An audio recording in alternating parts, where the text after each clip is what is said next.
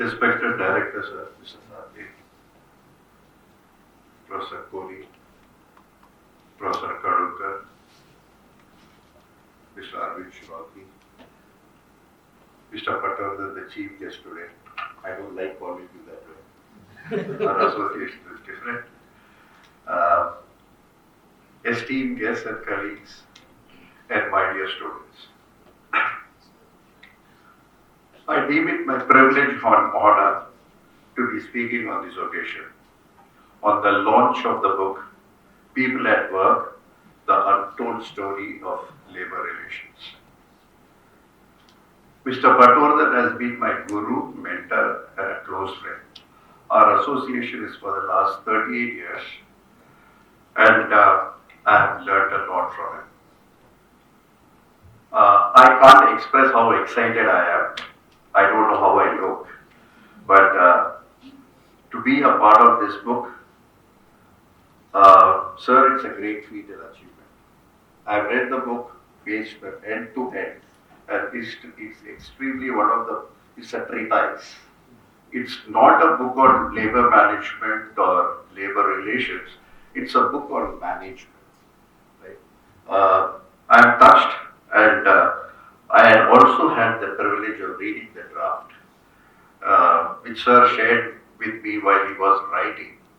So there is but 0.01% suggestions or something I would have given. I don't know whether he took it, but I have definitely made that.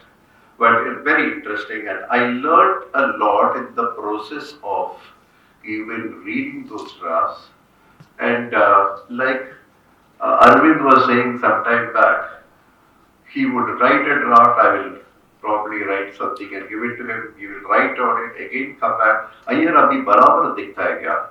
So it all shows how much effort has gone into this book. The hard work and effort, and being so meticulous, being so much attentive to details. I think it's difficult to be so. And remember, this Iyer standing in front of you was reporting to Patvardhan. Okay, so you can understand, okay, what I have gone through. Yeah, whether it be an interview. Luckily, he did not interview when I joined Asian Paints. Probably I would not have got the job, right? But every appraisal with Patvardhan, okay, was something one prepared beyond means. Yeah. So because he would never even look at the KPI and the objectives, etc. He would be on a very different role. Okay, he would ask, so Iyer, how was the year? Okay, and what were the highlights? Why do you think they are the highlights? Okay, answering these questions was itself learning, right? And what could you have done better? Till today, I have never received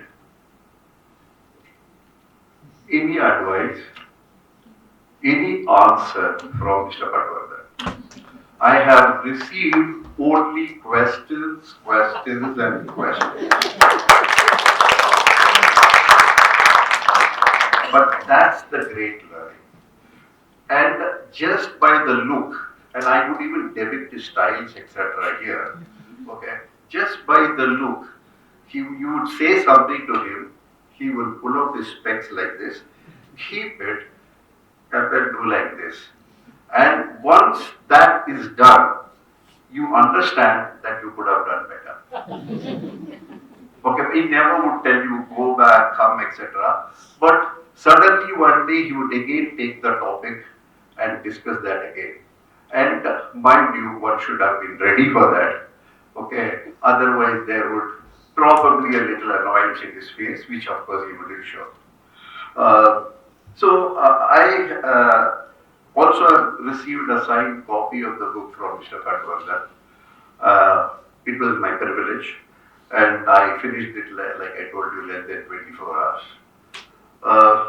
So right from the color illustration, right from the color illustration and the title till the last page of the book, it has been a treat, apart from the same being mesmerizing. I really enjoyed every bit of it. Uh, Salutations to you, sir. And I deem it our privilege to be here, and I consider ourselves lucky. No. My talk today will be in two parts. My talk today will be in two parts. First, I'll talk a little about the book. I liked everything about the book, but then I have picked up certain things, more keeping in mind the context of the students sitting here. There are learned people around here. I can look at them, and looking at them, I also get scared, talking here. But I have probably written my speech more from the point of view of the students, so that they gather some gems from this book. So the second part, of course, is some learning that I've had during my association with Mr. Patvardhan. So that is going to be the second part. I will definitely attempt to keep it very short and simple, right? Okay. So I would probably, I was thinking, what is this? How can anybody write so well? Where does it emerge? Where does it come from? And the only word that I had after looking at the book up and down was, I probably thought the book is, I would call the book as the whispers of his soul. Only if it comes from the soul can anybody write this book. It's so deeply engraved. It's so deeply engraved that I love the learning sort of it, and I could see Patvardhan in the book itself, because since I know him well, and I could actually see in most of the pages, oh, this is what I also learned, and every page when you read it, you also thank the Almighty for being associated, okay, in a company like Asian Paint, which is a great company. Since 1986 till 2009, he retired, but till today we have been talking mostly on alternative days, right? So that's been our association. So yeah, so the book is all about his deep reflections and experiences, his readings and his penchant for meaning in purpose or anything that he does. So anything that Patvardhan sir does, it has to have a meaning and it has to have a purpose. And yeah, just let me have a glass of water. And that also is something we all, Mehanoj was also with me. And this is something that we encounter when we did anything. Any challenge or any initiative that we took up in Asian Paints. The question that Mr. Patvardhan would ask is, what is the purpose of doing this here? Okay. And probably that again took us back to the drawing board and ensured that we sharpened our skills, sharpened our knowledge, and went back to him to really convince as to why we are taking a particular project.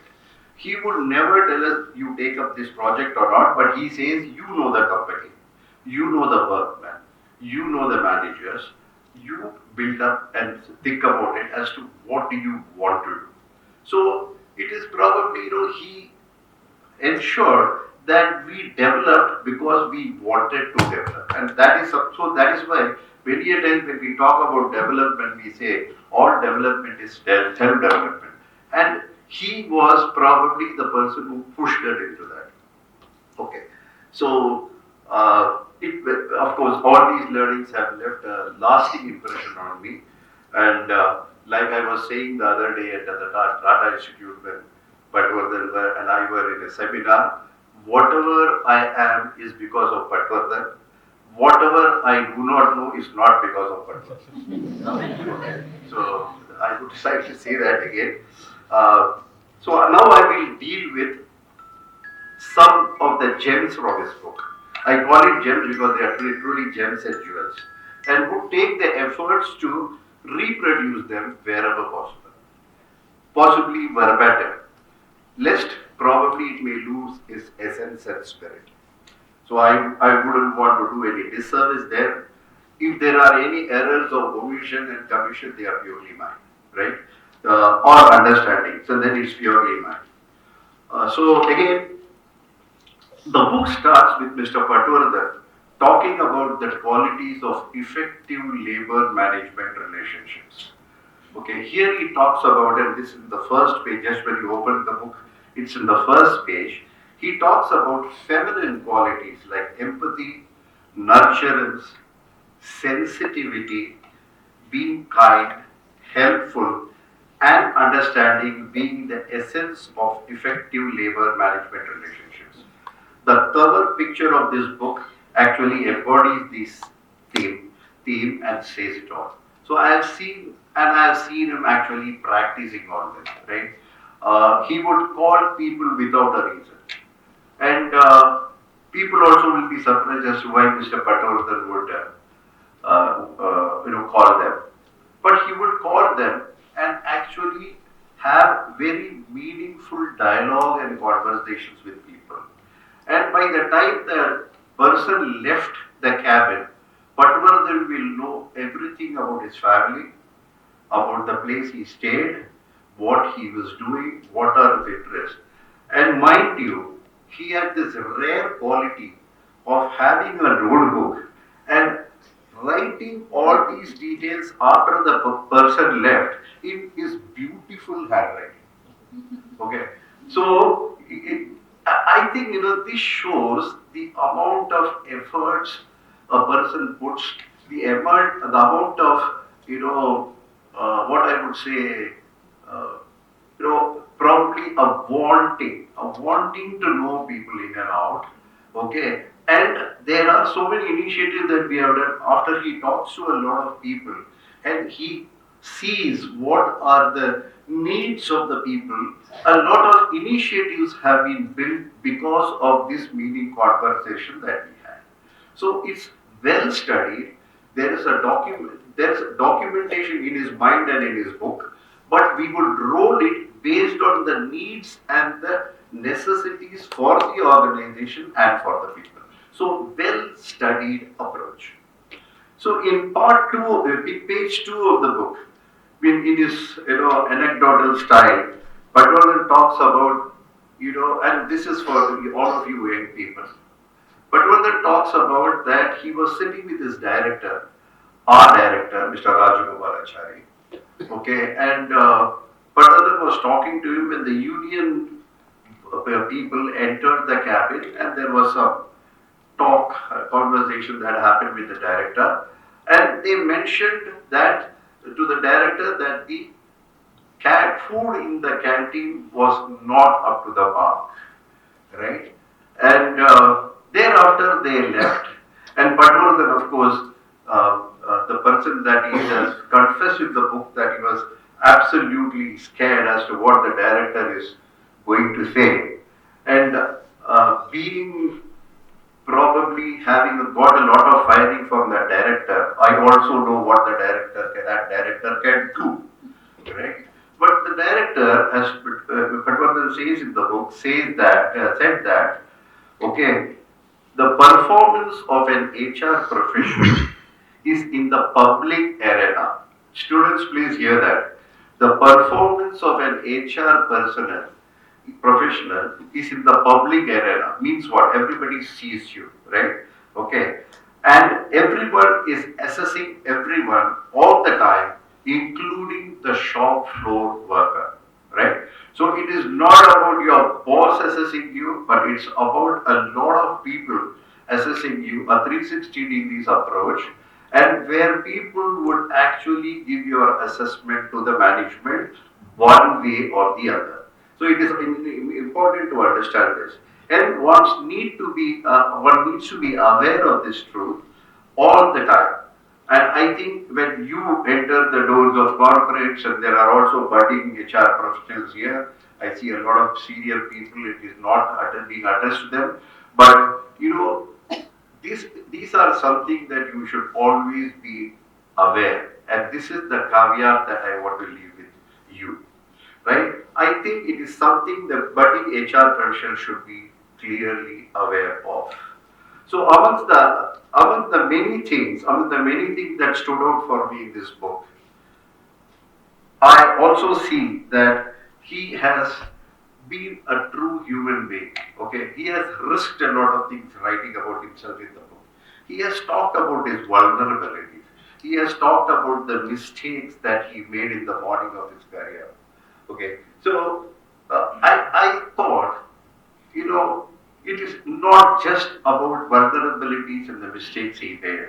Knowing Sir, okay, I have seen him reflecting on all these mistakes. If he did anything, he will go back and think about it. He would even share. Many a time we have these exchanges where he said, "Iyer, was I too brash? Was I too rash? Okay." Or he would say, "Could we have done something better?" Right? So that was the type of reflections, introspection that Patvardhan has always gone through. And therefore, the consequent learnings out of all these iterations that he did with himself, okay, that ensured that over a period of time, he built his conviction and resolve to deal with various challenges in life. I am talking about this is about building of a good HR professional. How does an HR professional really build himself throughout his career? So that is why I said this is more in the context of all you young students sitting here, right? And that is the way that you own up a lot of things, but at the same time, after owning it up, go back to your drawing board, work on it, okay? Make yourself 100% sure that you have did the right thing or what is the way to do the right thing, and build your knowledge and skills further, right? Okay. For me, I would probably term Patvardhan, uh, you know, this way of looking at himself, etc., owning up his mistakes and vulnerabilities, etc., the risk taking that he does many a times. In the book, he has also said that he doesn't know whether he did the right thing or the wrong thing. But one thing what stands up for me is that built his courage, that built his character. And that is something outstanding about Patvardhan sir. Uh, I would also say that and this book, in fact, for all the youngsters, what you need to do is just go to every chapter and pick up the sayings and the quotes in all the chapters. That itself will develop you because it has been chosen by him.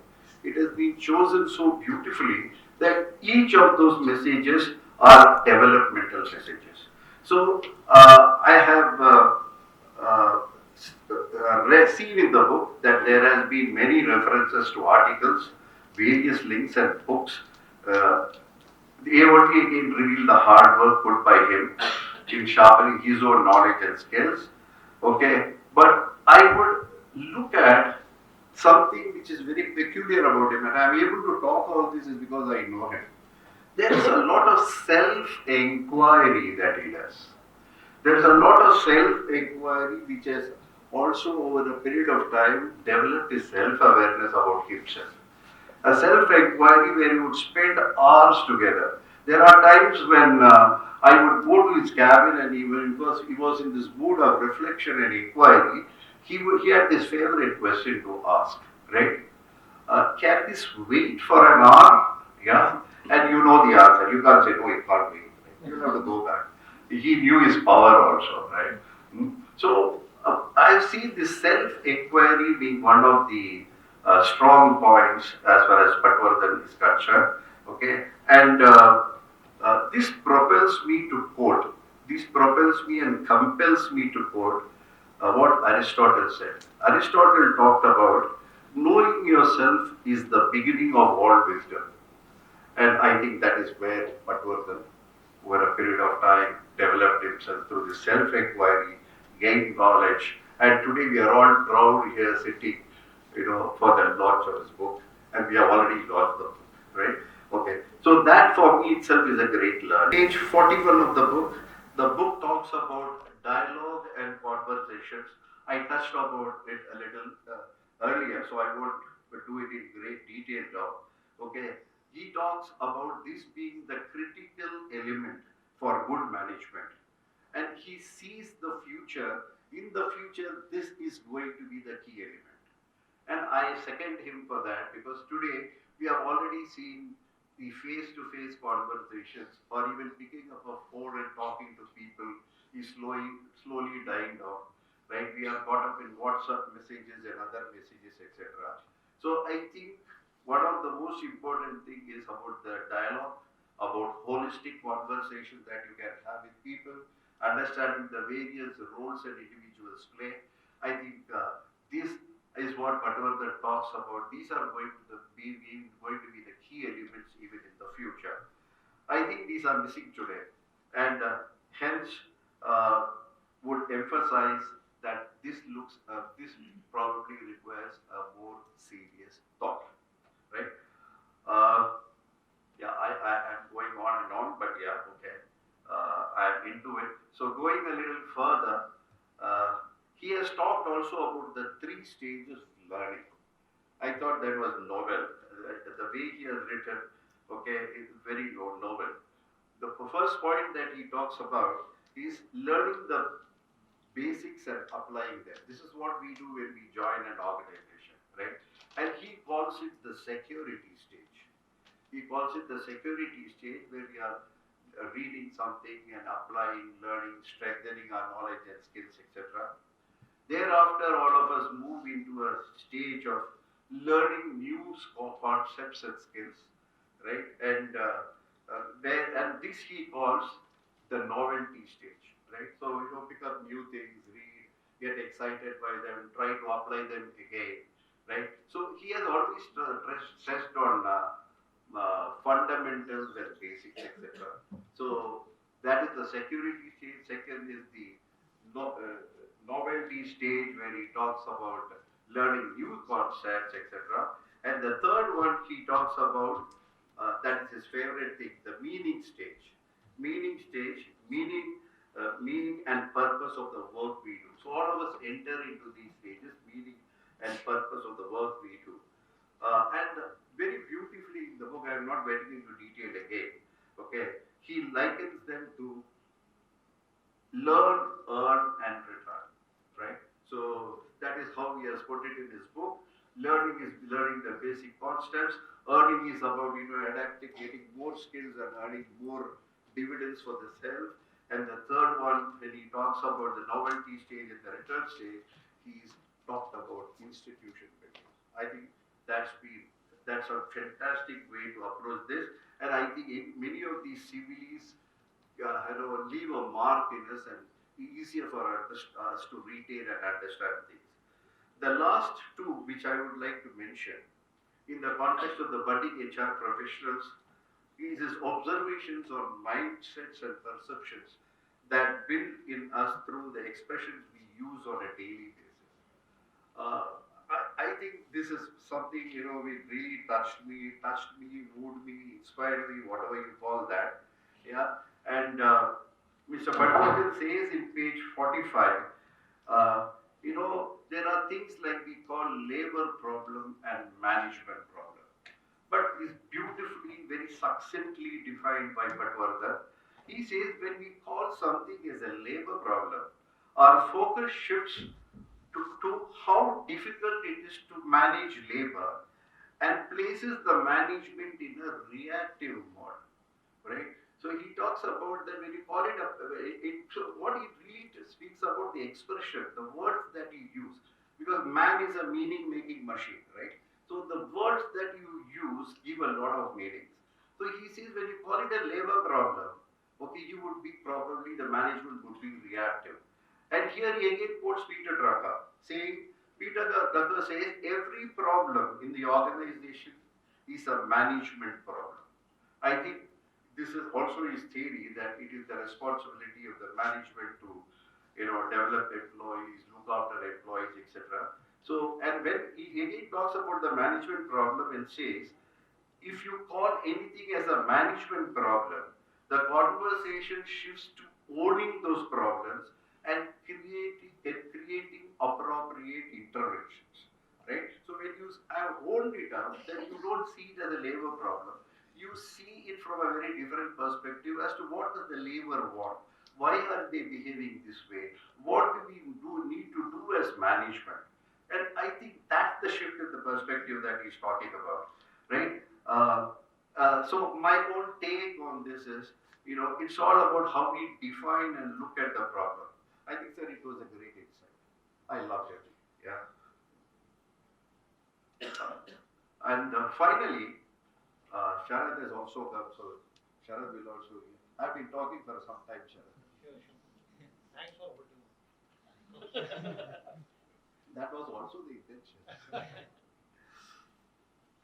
The icing on the cake is this chosen quote of Haile Selassie that he talks about, the former emperor of Ethiopia and a symbol of independent Africa, aptly chosen by Mr. Patvardhan. Haile Selassie said, throughout history, it has been the inaction of those who could have acted. Again, I repeat, throughout history, it has been the inaction of those who could have acted, the indifference of those who should have known better, the indifference of those who should have known better, and the silence of the voice of justice when it mattered most.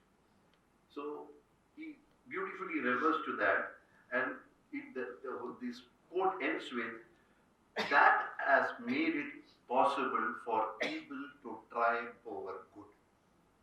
Wherever people have not been responsible, wherever people have not been accountable, wherever people have closed their eyes, wherever people have turned deaf ears to something really important, wherever injustice was happening and one walked away as if nothing happened, evil triumphed. And I think he invokes us to take this responsibility to ensure that, we we have the courage and the conviction to state our views, fight to the utmost extent to correct whatever evils are happening today.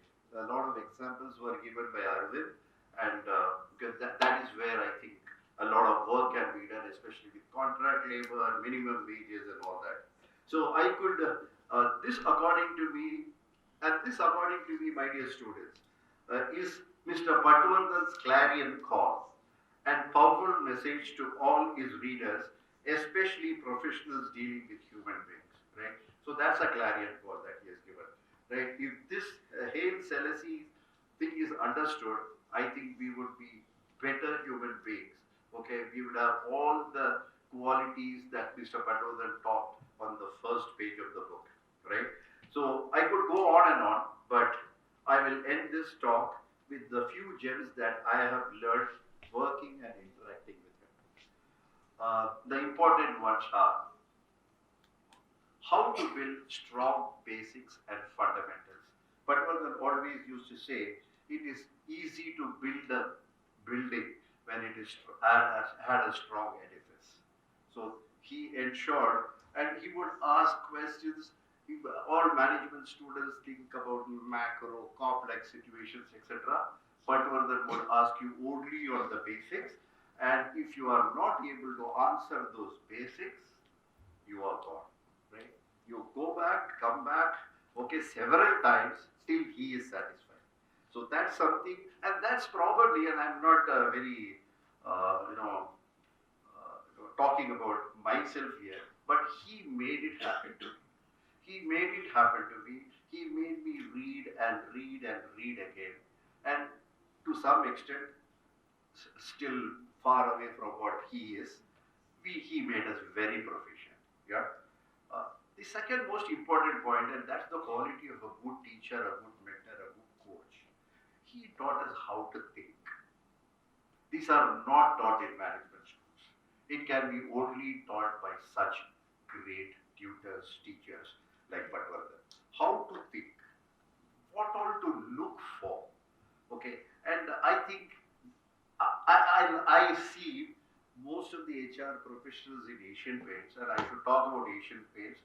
My friend Sharad is there, a product of Asian Paints. So all of us, we at least think, Mayor Nosh will support me, that we think definitely a little different from others. Probably our quality of discussions, etc. And that's all due to this man who is sitting here, right? The third point is how to look at what we do today with the future in mind. So you would always ask this question, here is it sustainable, right? So is it sustainable? Will it even be there for 3 to 5 years? Okay, and so a lot of things it's not doing for doing sake, right? So it is with some timelines that it definitely impacts the people who at least work for the next 5 to 10 years. The fourth point is value-based decisions that HR should take or HR takes. His point was always whatever value decisions we take, it should stand the test of time. He always used to say that, it's not about today, I hear, it's about, whether it will stand, whatever happens in the future, whether people can look at that credo that we are talking about and quote that this is the principle that we are living our life on. I think that's commendable, right? As I had already told you, the fifth point, it is the responsibility of the management to create responsible and committed employees. That onus and accountability and responsibility I see him taking always, right? And I think, sir, we have a rub off effect, all of us. So that's something we are proud of, right? The sixth point is how to be fair and yet remain firm. Okay, so fair, for being firm and fair. And I have seen him not batting an eyelid when he understood that if something he was wrong, it is very difficult to get past through him. And why say very difficult? You can never get past through him, right? But he was always fair in dealing with people because he used to ask a lot of questions before coming to that resolve that it should not be done, right? And that's something that, he also taught me, which is the seventh point, how to disagree with people respectfully, right? You have your point, you may, stand for it, etc. But how do you ensure that the respect and the dignity of whether the boss or a subordinate is always maintained? Finally, he always has talked about, in the book also he has talked about, and we were lucky to get all this much earlier. Finally, taking up such initiatives and challenges that will impact the universe and inspire our successors to continue the legacy. I think this is something which is, absolutely, commendable, sir, commendable, and that's what he has done. So if a lot of things, like he was heading the foundation after retirement. He was in Arohan Foundation. He did a lot for the Adivasi tribals. He took a lot of initiatives in the Rotary. He did a lot of good work. He changed the way Rotary works, right? And many of the footsteps that we took, that I took, was all based on him. I also then started a foundation and trying to do a lot of good work there. And of course, when he was in the Arohan Foundation, a funny thing happened. We were negotiating with Arohan, okay, on what are the projects to be taken up, what are the costs, etc. And I found Patvardhan sitting on the other side of the table. We were always in this side of the table. He was on the other side of the table talking for Arohan Foundation. That's something which I can't forget. So this book, again, finally, this book is a treatise on management with several insights, perspectives, and new learnings emerging throughout the book. The readers, I have no doubt, will immensely benefit. Thank you, sir, for this awe-inspiring book and sharing your wisdom and experience with this universe. Thank you so much.